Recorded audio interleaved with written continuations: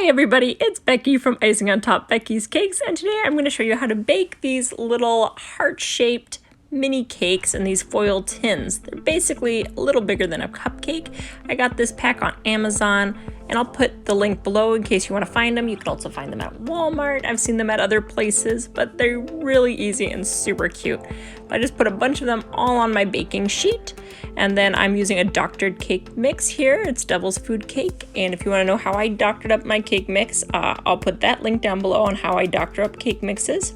And I've just used my ice cream scooper, and I'm going to just put one scoop in. It's one full ice cream scoop. It's the exact amount that I use when making cupcakes, because you only want these half full.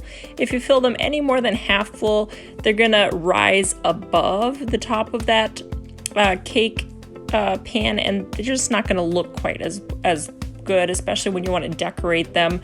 You want them to only bake to get right to the top, and so just put the batter in about halfway full. So if you don't have a handy dandy ice cream scooper like I do, just make sure that when you fill them halfway. Then we're going to stick them in the oven on 325 for 15 minutes.